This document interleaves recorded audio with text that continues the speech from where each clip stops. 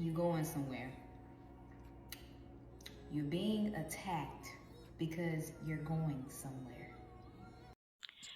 Hi guys, welcome back. So today's topic or today's video is basically an insight to transitions in the spiritual realm and things that happen in the spirit when God has brought our seasons closer, when God is about answering our prayers, when God has finally given the final verdict and proclaimed victory for his children. So these are videos from different people who believed God in one situation or the other, or waited on God for something, and they experienced some kind of setbacks. And to them, at some point, they kind of felt that God wasn't listening. Maybe his prayers, like their prayers, were not heard, or were not listened to, or maybe they kind of fell short or kind of felt disappointed that God wasn't listening to them. So this video, from their own perspective, is kind of telling you or describing how it felt and what they noticed and what they could take from that experience. So it's going to just explain or give an overview on what transitioning, like the second or the thin line between warfare and transitioning is, so you can get to understand keynotes and highlights of those experiences and challenges that may occur when you are about entering your new season. Because God already even made it clear that on the last days that he's going to pour out his spirit on men.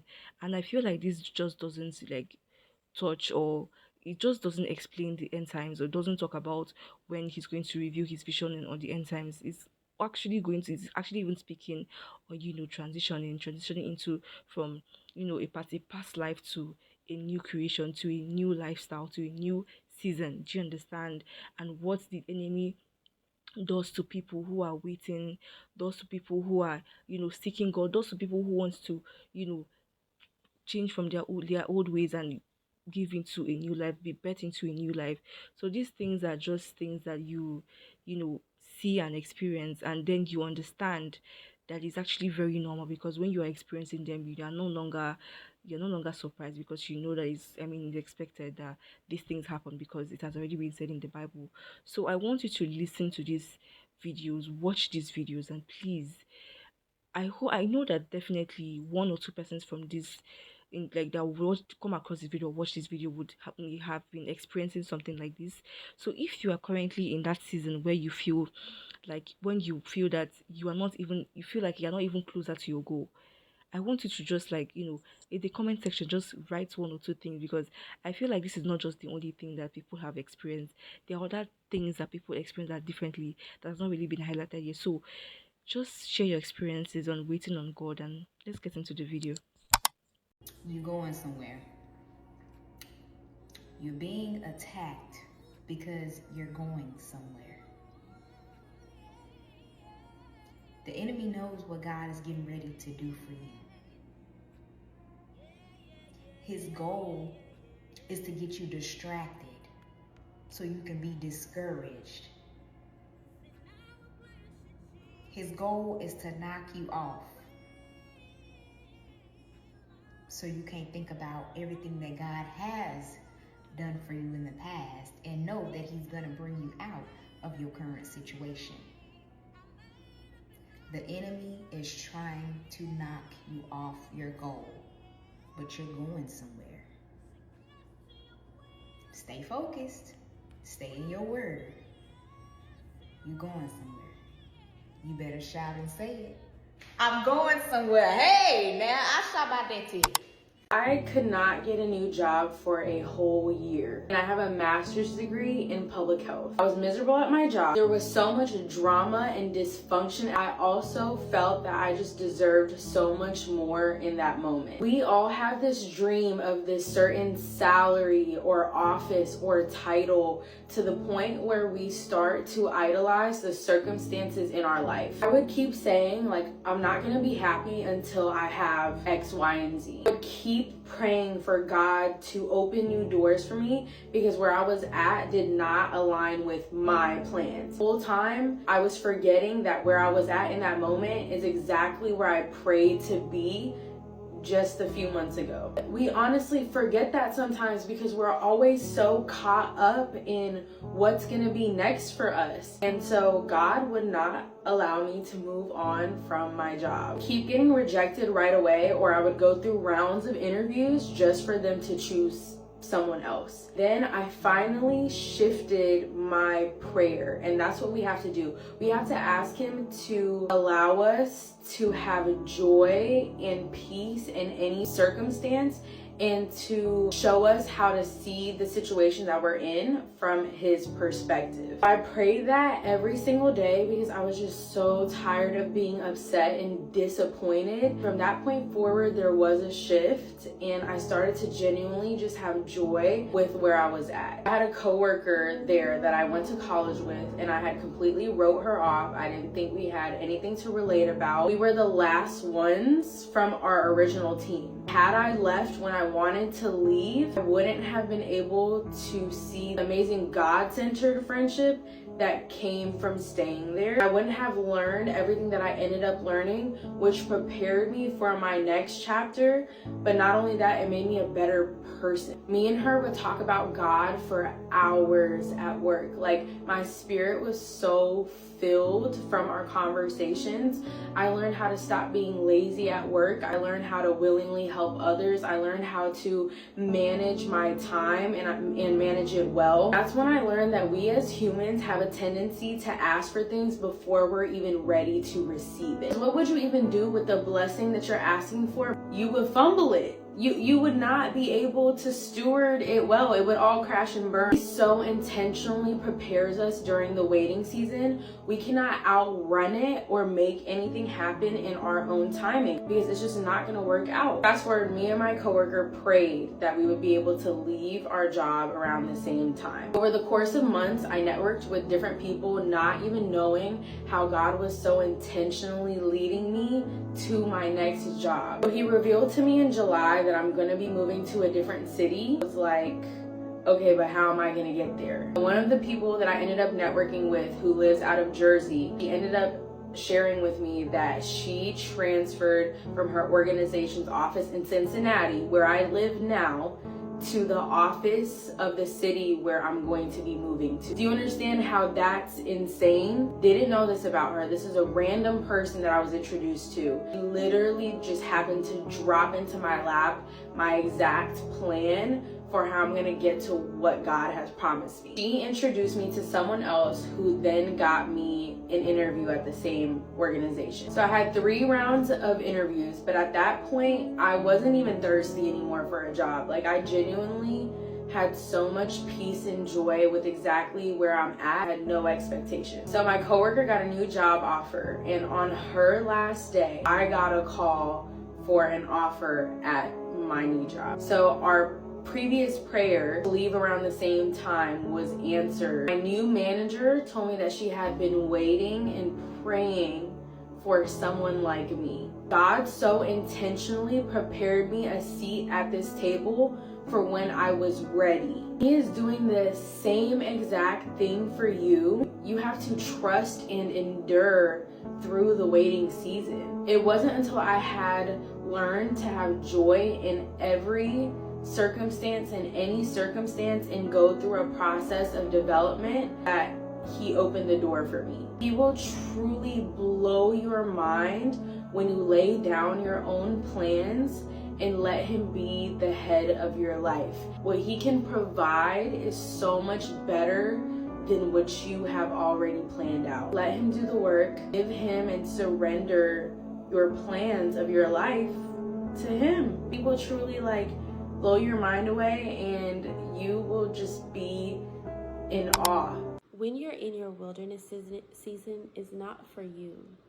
The pruning season, the refining season, the consecration, the isolation, because I don't believe that God ever puts us isolated, because the Bible speaks about fellowshipping with other believers. It's to edify one's soul. There's a reason for this. It's a reason why you are in your wilderness season, your Job season. You are to learn to be completely dependent on God with every single thing. Whether you're a single mother, whether you just got laid off from your job, whether the unspoken, unimaginable traumatic thing has happened in your life, God allowed it for you to depend on him so he can get the glory. So you can know that in your weakness, he is made strong. It's hard in our human thinking to completely surrender to God. Sometimes we say that we trust God. Well, we only trust God to a certain extent. We judge these characters, because these are not characters, these are real people. We judge these people in the Bible, Moses. We judge these people that had little faith, especially with Moses and the Israelites. They seen all of these miracles. They seen the 10 plagues. They seen the parting of the Red Sea. You've seen all of these things, and yet when you do get in the wilderness, job loss, man left you, you don't have no money, but he's never failed you. So when you get in this wilderness season, then you start to freak out, and then God does another miracle. God performs water out of a rock, and you still doubt him. So we place limits on God as if he's not God. He is God, the Omega, the beginning and the end, the Alpha. So you judge these characters in the Bible as if you yourself are not judging him or placing limits on him, trusting that he won't provide manna the next day. He's having us in these cycles of dependence, of suffering, of refinement, of pruning for a reason. The fruit, when a gardener prunes a tree, he's pruning things that do not belong so the fruit can multiply, so the fruit can bloom. And the fruit is always for the picker. It's never for the tree. So yes, it might hurt the tree, but it's for the picker.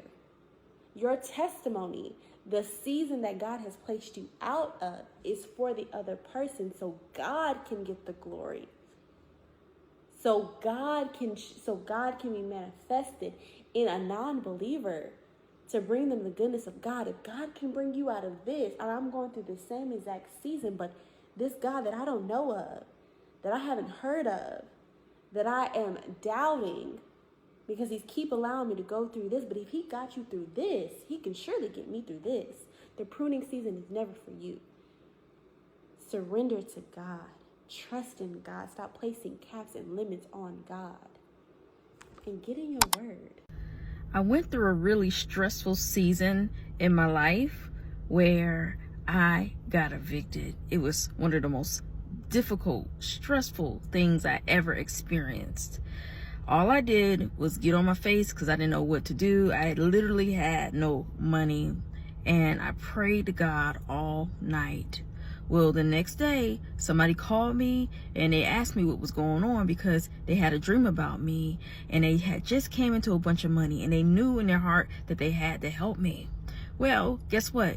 They moved me out of my apartment that I was getting evicted out of, and they found me a cheaper apartment, and they paid the rent off for the rest of the year. So if you're stressing, don't stress. Trust God and pray until something happens. If you have not followed my journey, let me catch you up. 2 weeks ago, God told me to come to New York. I said, how? He said, sell all your things, get in your car, pack your 4-year-old, and go. I was like, where are we going to stay? A friend of mine who lives in New York reached out, told us a place that we could stay. My family completely did not approve, and they made sure to let me know that. My dad gave me an anxiety attack in the middle of Starbucks. God said, pick up your entire life, leave what you've known behind, and come to New York. And even on the drive, 16-hour drive with a 4-year-old, by the way, God just kept telling me when I had doubts, he was like, just get there. Just get there. It's going to make sense, I promise. Now, let me be honest. This is my first big thing in life, truly walking by faith. Like, I didn't know what to expect when I got here. I've been here once. Then yesterday, I was talking to my best friend. I said, I still don't understand why God has me here. The job I'm interviewing for, I don't know if that's going to be a good fit or not, but I'm going to obviously go. And if I get the job, great. But I still don't understand, like, what are we doing here? It's one thing to, like, build a life anywhere, but, like, what is my purpose here? I went to church today at V1. Anywhere that there's a V1 located, go. I'm not being funny. They didn't tell me to do this. I just want to share my story. And so I drove 16 hours with a toddler in my car, left my entire life, left my family, and started over. I ran out of money yesterday because my son broke my charger and I had to buy a new one. Those things are like $30. I spent my last on a charger. God said, go to church. I was like, but what if I run out of, I'm approaching E. What if I run out of gas? God said, I'm going to bless you. So I came to church.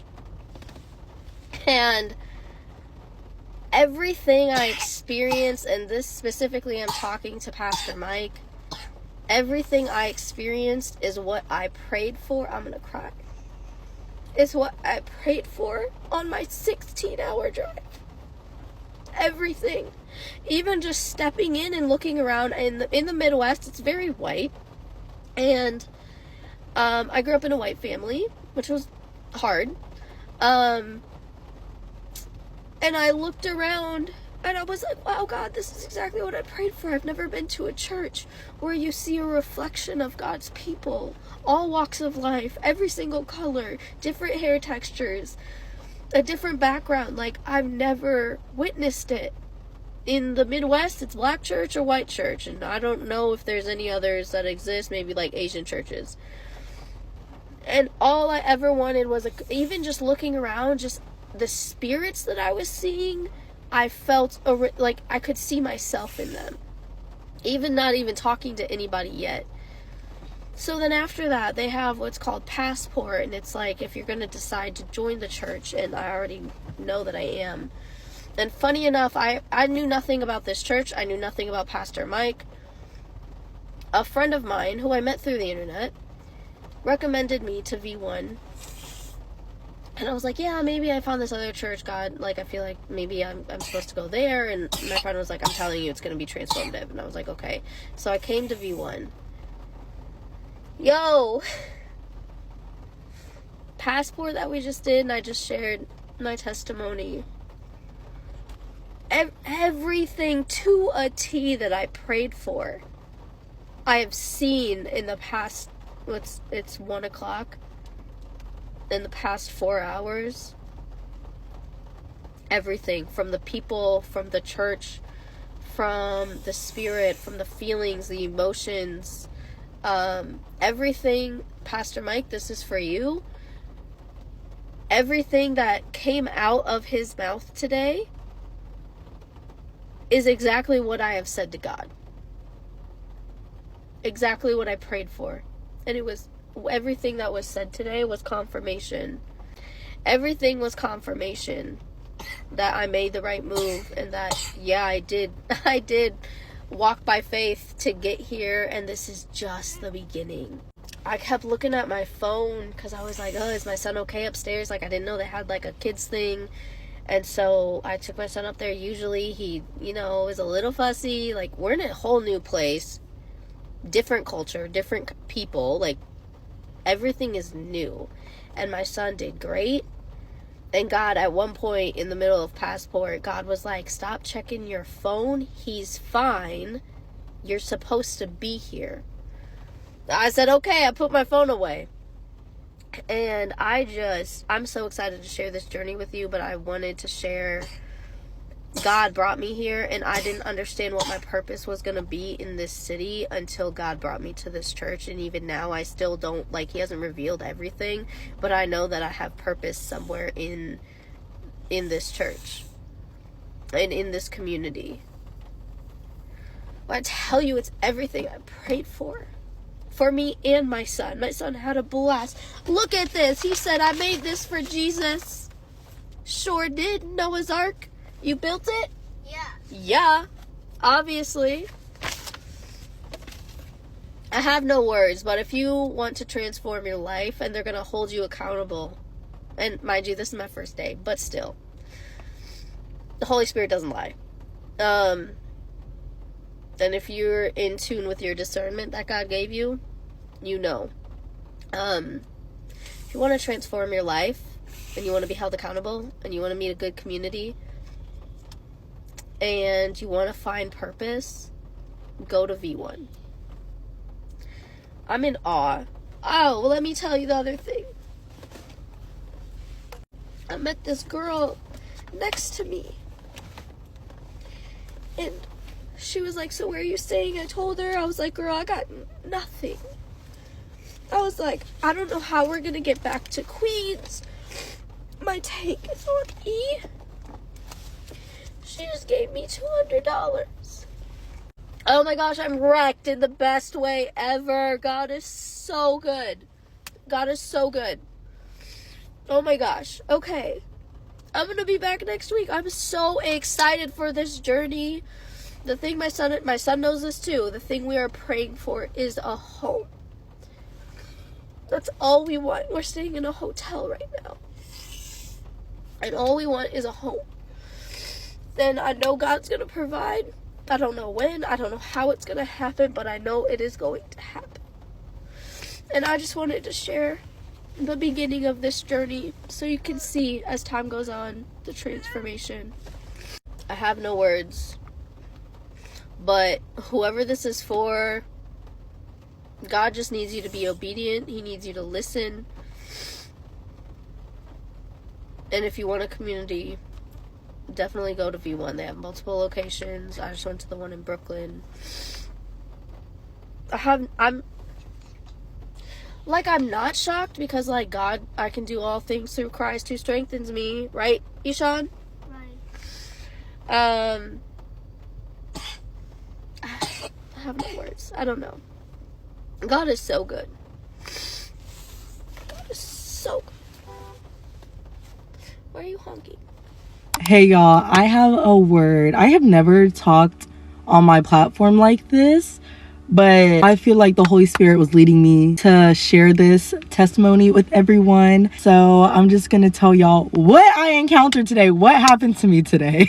So boom, I had to come back home this weekend because it's my little sister's homecoming and no one was gonna be home to help her like get dressed and get all done up and stuff. So I was like, okay, Friday morning I'm gonna head back to where I live, and I live an hour away from campus. So y'all, I kid you not, right before I'm about to leave, my freaking car holder, whatever holds your phone so you can like look at directions, breaks. It breaks. It literally breaks to the point where I can't fix it. I thought I could finesse it and try and like put the pieces back together, but God said no. It is done for. It's done for. Tell me why I start to panic. I drive to Walmart without my phone holder. I'm already freaking out and I'm like, how the heck am I supposed to see where to go? How am I supposed to know where to go? Like, I rely on this thing. And for all y'all wondering, I am a new driver, so I'm still getting used to like finding my way around. So I end up going to Walmart, and right when I was gonna get out my car to go get another tripod, I remember I don't have my credit card because I lost it a couple weeks ago and I haven't been home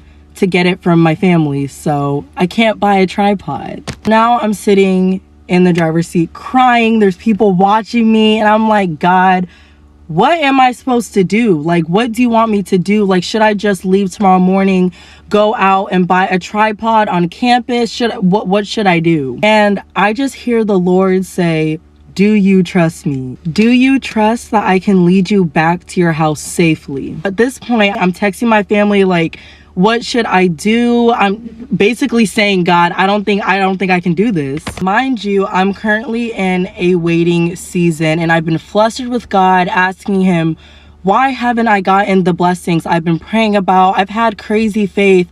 Why don't I see it in the physical? Like, what's going on? I was just asking God, like, how can I trust you again? I want to trust you so bad, but I just don't know if I can. I've been hurting so bad, like, God. So I want to talk about going through the wilderness season because it's wild, literally. I wasn't too aware of these different seasons that we have in our lives as Christians until last year when I was actually going through the wilderness season, and I was like, okay, sorry, I need to Google search what part of the timeline this is, because is this hell?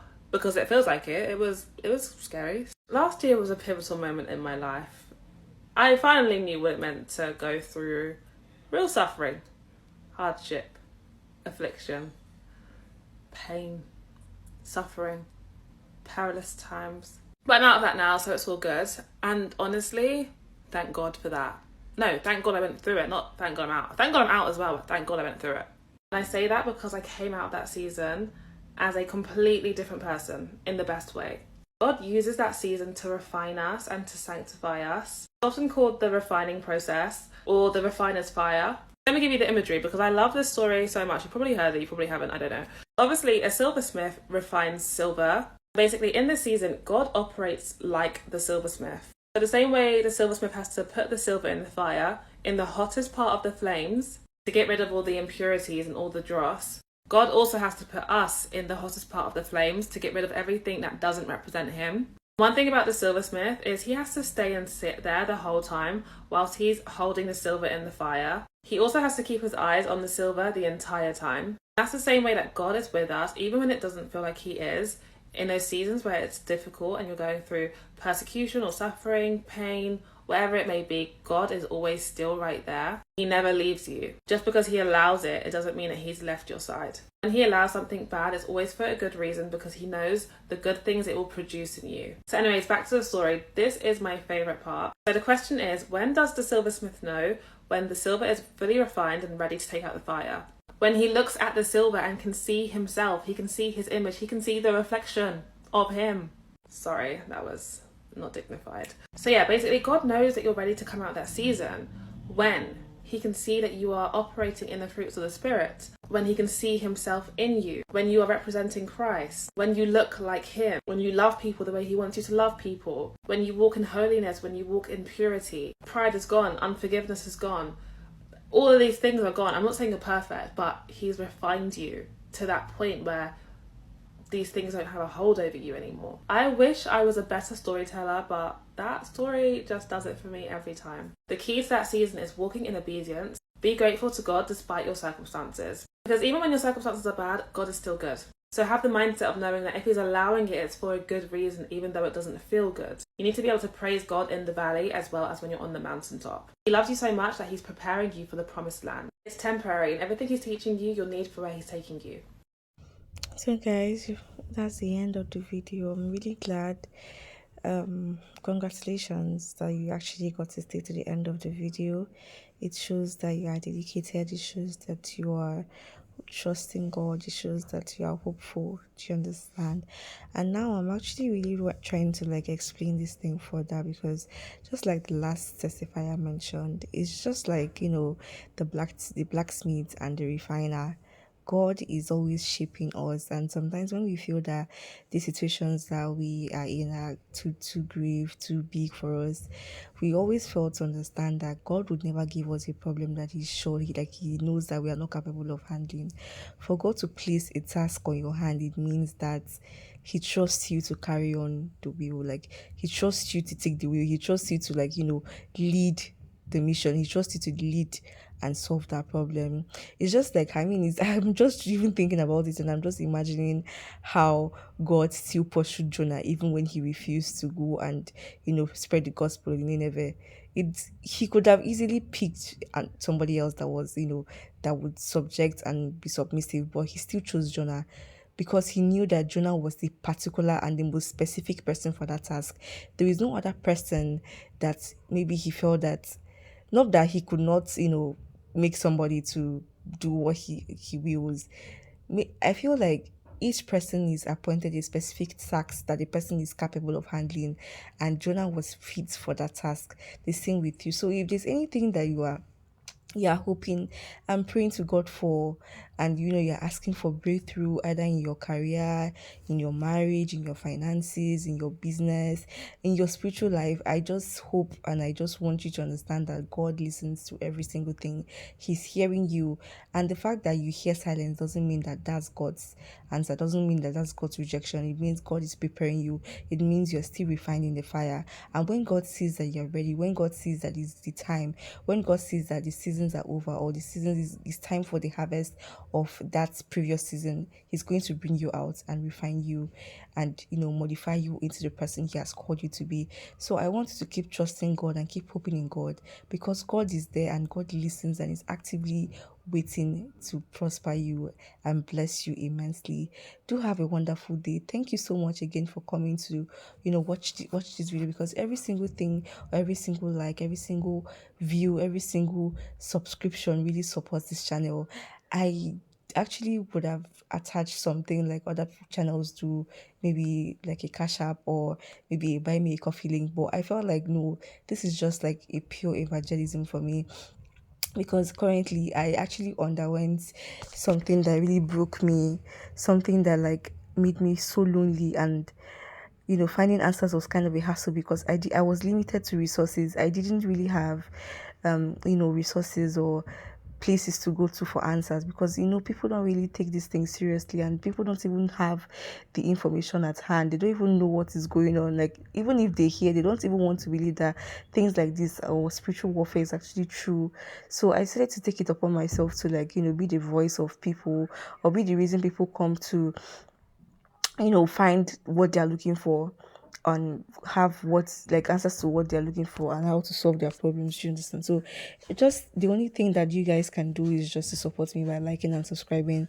That has really gone a long way, and it will always go a long way, sorry, because I mean recently we just clocked 1,000 subscribers, and I'm really really grateful to the little of you, because I know that very soon you guys will be majority, but I'm still really thankful for the little 1K of you that has stood by and liked every single video and watched every single video and shared every single video and commented on every single video. May God bless you, and may you live long, and may you be prosperous in every single thing that you do.